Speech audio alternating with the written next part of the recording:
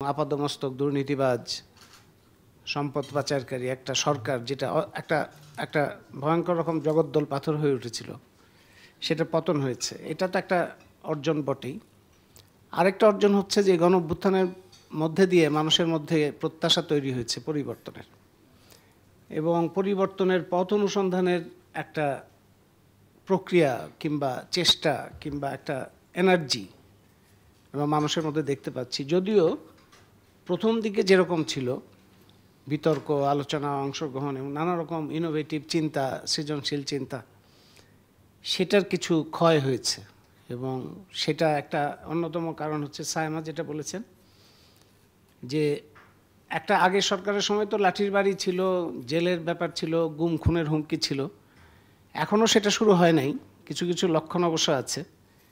কিন্তু এর চাইতে যে অনলাইন আক্রমণ যে মোটেই কম মারাত্মক না, এটা বোঝা যাচ্ছে আর কি। মানে আক্রমণটা এই মাত্রায় হয়, মেয়েদের উপর তো অনেক বেশি, কিন্তু আক্রমণটা এই মাত্রায় হয় যে আসলে কারো পক্ষে টিকে থাকাই মুশকিল। মানে এইটাকে অগ্রাহ্য করে নিজের মত প্রকাশ করা কিংবা সক্রিয়তা বজায় রাখা কিংবা এই যে স্বপ্নগুলো তৈরি হয়েছিল সেগুলিকে নিয়ে মানুষের মধ্যে যাওয়া, এটা খুব কঠিন।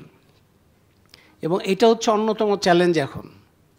গণতন্ত্রের পথে বাংলাদেশ কিভাবে যাবে, এইটা তো একটা আলোচনা করতে হবে, এটা নিয়ে বিতর্ক করতে হবে, এটা নিয়ে প্রতিষ্ঠান তৈরি করতে হবে, সাংগঠনিক তৎপরতা করতে হবে। সেই জায়গায় সেই সক্রিয়তা যদি আঘাতপ্রাপ্ত হয় নানানভাবে, হুমকি, হামলা, মব ভায়োলেন্স, জোর জবরদস্তি এবং বিভিন্ন ধরনের ট্যাগিং, তার ফলে তো মানুষের সেই এনার্জিটাই নষ্ট হয়ে যায়।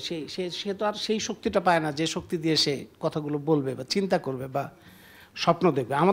আমাদের দেশে এমনি স্বপ্ন দেখার অভ্যাসই কম।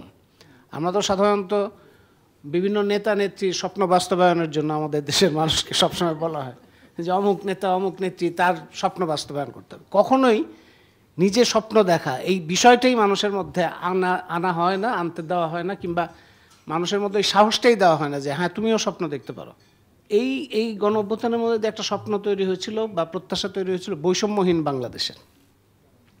বৈষম্যহীন বাংলাদেশ মানে কি? আমরা যদি কয়েকটা বড় জায়গা দেখি, বৈষম্য কোন কোন জায়গায় আছে এবং কোন কোন জায়গায় বৈষম্যের বিরুদ্ধে লড়াইটা দরকার। একটা হচ্ছে শ্রেণী, তো আছেই, শ্রেণীগত বৈষম্য। এরপরে আছে লিঙ্গীয় বৈষম্য, নারী পুরুষ এবং অন্যান্য লিঙ্গীয় যে বৈচিত্র্য আছে তার মধ্যেকার যে বৈষম্য। তারপরে আছে ধর্মীয় বৈষম্য, বিভিন্ন ধর্মের মানুষ আছে এখানে, এবং একই ধর্মের মধ্যেও বৈষম্য আছে, একই ধর্মের মধ্যে বিভিন্ন ধারা আছে। আর আছে জাতিগত বৈষম্য। তাইলে আমরা তো গণতন্ত্রের পথে যদি যেতে হয়, তাহলে এই বৈষম্যের জায়গাগুলোকে অ্যাড্রেস না করে কি গণতন্ত্রের পথে যাওয়া সম্ভব?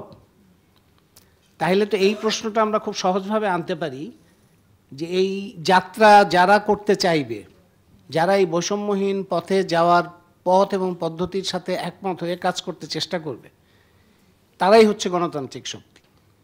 কেউ যদি বলে যে আমি নারী পুরুষ বা লিঙ্গীয় বৈষম্য রাখতে চাই, এই বৈষম্যটাই আমার মতাদর্শ, তাকে কি গণতান্ত্রিক শক্তি বলা যায়? কিংবা কেউ যদি বলে যে অন্য জাতি যা আছে তা আমি স্বীকার করি না, তাহলে কি আমরা বলতে পারি তাকে গণতান্ত্রিক শক্তি? কিংবা কেউ যদি বলে অন্য এখানে ধর্মের মানুষকে আছে এটা আমার দরকার নেই, এখানে সংখ্যাগরিষ্ঠ যারা তাদের শাসনই চলবে, তাকে কি গণতান্ত্রিক শক্তি বলা যাবে?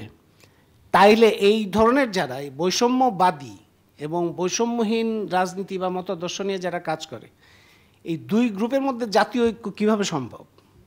মানে এবং তাদের নিয়ে গণতন্ত্রের পথে আপনি কিভাবে যাবেন? দুই দিকে যাচ্ছে। একজন বৈষম্য বাড়াতে চাচ্ছে বা বৈষম্যের ওপর দাঁড়িয়ে তার রাজনীতিটা করতে চাচ্ছে, আরেকজন বৈষম্য দূর করার জন্য রাজনীতি বা সাংগঠনিক চেষ্টা চালাচ্ছে। তাহলে এখানে তো বড় ধরনের একটা মৌলিক পার্থক্য। এই পার্থক্যটা তো আমরা ইচ্ছা করলে, মানে চোখ বন্ধ করে থাকলে হয়তো আমরা দেখলাম না বা গুরুত্ব দিলাম না, কিন্তু ওইটা তো পার্থক্য বটেই।